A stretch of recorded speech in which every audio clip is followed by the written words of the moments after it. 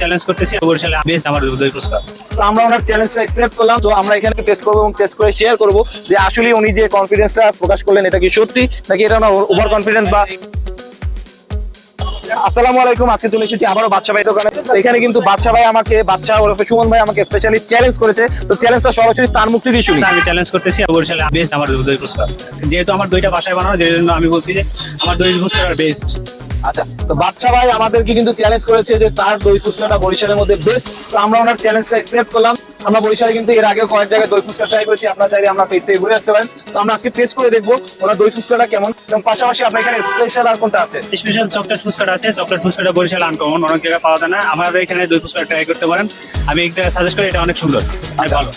তো উনি এখানে দই ফুচকাটা নিয়ে খুবই কনফিডেন্ট যে ওনার দই ফুচকাটা বরিশালের মধ্যে বেস্ট, এবং পাশাপাশি চকলেট যে ফুচকাটা আছে এটাও কিন্তু বরিশালে উনি বলছে ইউনিক। হ্যাঁ, আসলেই আমি এর আগে কখনো চকলেট ফুচকাটা বরিশালে কিন্তু টেস্ট করিনি। সো আমরা এখানে দুইটাই আজকে টেস্ট করবো এবং টেস্ট করে শেয়ার করবো যে আসলে উনি যে কনফিডেন্সটা প্রকাশ করলেন এটা কি সত্যি নাকি এটা ওনার ওভার কনফিডেন্স বা ভুল ধারণা। বাই দ্য ওয়ে, আমি যদি বাদশা ভাইয়ের লোকেশনটা আপনাদেরকে বলে দিই, এটা হচ্ছে চৌমাথা শাহানারা পার্কের ঠিক দক্ষিণ পাশে, একটু আসলেই কিন্তু আপনারা পেয়ে যাবেন। তো বাদশা ভাই ওরফে সুমন ভাইয়ের চ্যালেঞ্জ করা দই ফুচকাটা আমরা তো টেস্ট করবোই, সাথে সাথে এখানে এক ভাইয়া কিন্তু দই ফুচকাটা ট্রাই করছে। তো তার কাছ থেকে আমি একটু জেনে নিচ্ছি যে কেমন লেগেছে। হ্যাঁ, মোটামুটি ভালো, খারাপ না। আপনাকে যদি এইটাকে রেট করতে বলা হয় আউট অফ 10, তাহলে আপনি এটাকে কত দিবেন? 8। 8। দ্যাট মিন্স এটা ভালো। হ্যাঁ।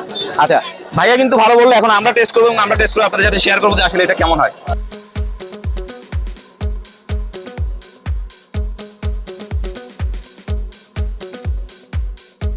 আমাদের সামনে কিন্তু চলে এসেছে ওনাদের চকলেট ফুচকাটা, দেখতে পাচ্ছেন এখানে ফুচকার সাইজ, এবং এখানে কিন্তু 1 2 3 4 5 6 7 8 9 10 পিস ফুচকা আছে। এটার উপরে কিন্তু নর্মাল যে ফুচকার মশলা, তার পাশাপাশি কিন্তু চকলেট আছে, এবং চকলেটের সাথে সাথে নারিকেলের গুঁড়া দিল, যেটা ফুড কালার ইউজ করা হয়েছে।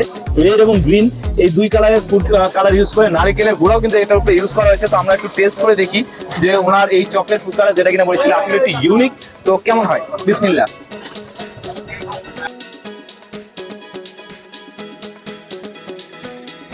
মুখটা চকলেটে ভরে গেছে। ফুচকার যে ইনগ্রেডিয়েন্টস গুলো আছে সেগুলো তো আছেই, পাশাপাশি চকলেট যেটা আছে এটা কিন্তু খুব টেস্টি, এবং সাথে সাথে নারিকেলের যে এক্সাক্ট টেস্টটা এটাও কিন্তু পাচ্ছি।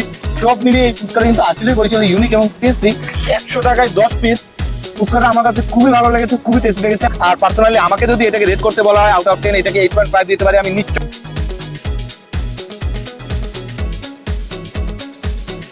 কিন্তু চলে এসেছে বাদশা ভাইয়ের স্পেশাল দই ফুচকা, যেটা নিয়ে উনি ফুললি কনফিডেন্ট, যেটা নিয়ে উনি আমাকে চ্যালেঞ্জ করেছে যে এটা বরিশালের বেস্ট হবে। তো এই ফুচকাটা এখন আমাদের সামনে, তো আমরা টেস্ট করে দেখবো। বিসমিল্লাহ। এখানে কিন্তু বাইরে একটু বলে নিচ্ছি, এখানে কিন্তু 10 পিস ফুচকা আছে, এবং আমার সামনেই উনি এটা তৈরি করলেন। ফুচকার ইনগ্রেডিয়েন্টস গুলো নর্মালি, পাশাপাশি দইটা কিন্তু ওনার বাসায় তৈরি, যেটা উনি বললেন আমাকে, এবং পাশাপাশি যে চানাচুর দেওয়া আছে, সবুজ কালারের মানে ফুড কালার ইউজ করা, নারকেল দেওয়া আছে, আমরা কুচি করে দেওয়া আছে, বাদাম আছে, অনেক কিছু কিন্তু দেওয়া আছে। এবং সব মিলিয়ে এটা টেস্টটা কেমন হয় সেটা একটু আমরা ট্রাই করে দেখতে যাচ্ছি। আমরা ফুচকাটা ট্রাই করলাম, ফুচকাটা যথেষ্টই টেস্টি এবং যথেষ্টই ভালো। বিশেষ করে দইটা কিন্তু আমার কাছে খুবই ভালো লেগেছে। ফুচকার সাইজটাও কিন্তু মোটামুটি ভালো আছে। তো বরিশালে আমরা অন্যান্য জায়গায় যেসব জায়গায় দই ফুচকাটা ট্রাই করেছি, এটা ওইটার টেস্টের মতোই কাছাকাছি। সো এটাকে আমি বেস্ট না বললেও ওয়ান অফ দ্য বেস্ট বলতে পারি। চৌমাথার মধ্যে বেস্ট 100% বলা যেতে পারে।